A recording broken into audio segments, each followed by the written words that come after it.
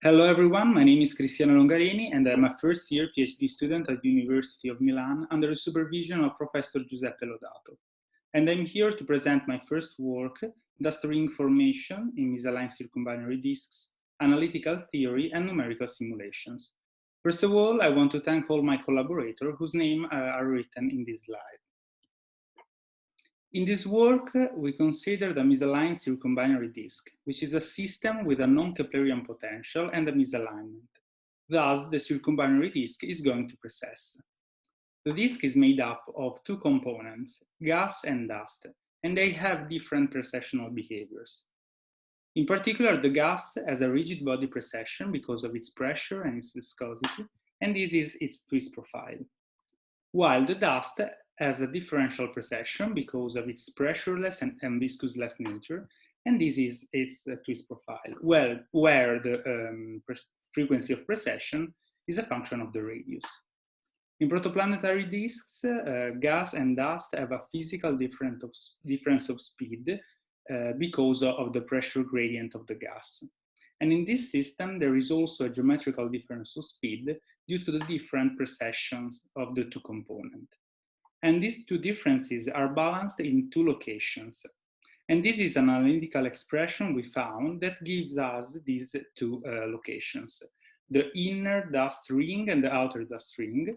So two locations inside the disk where the total difference of speed is 0, and thus the radial drift does not act, and two dust rings form. We then performed a suite of numerical simulations using the SPH code Phantom in order to verify our theoretical model. We use a two-fluids method because we are interested in the marginally coupled regime between gas and dust. And we explored as much as possible the parameter space.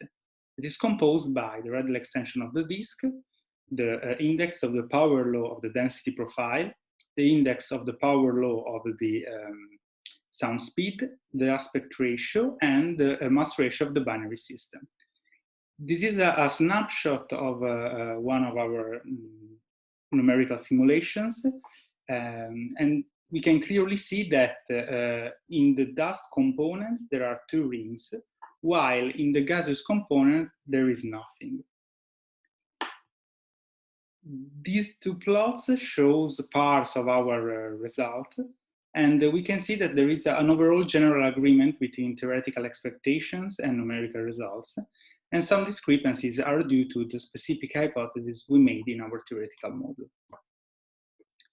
To conclude, we can discuss what we have found, and in particular, we can ask ourselves if these structures are observable, and the answer is yes.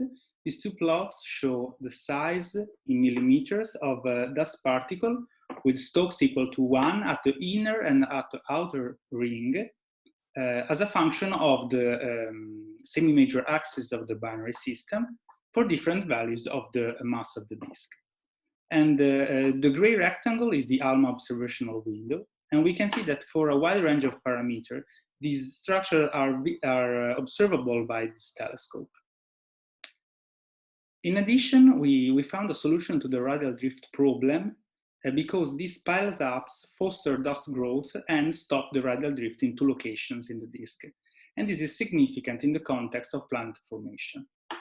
So the take-home message of this work is that we found a dynamical dust trapping mechanism without the presence of a pressure maximum in the gas that allows the formation of two dust rings and can help the process of planet formation. Thanks everyone for the attention, and if you have questions or advices, please contact me. Bye-bye.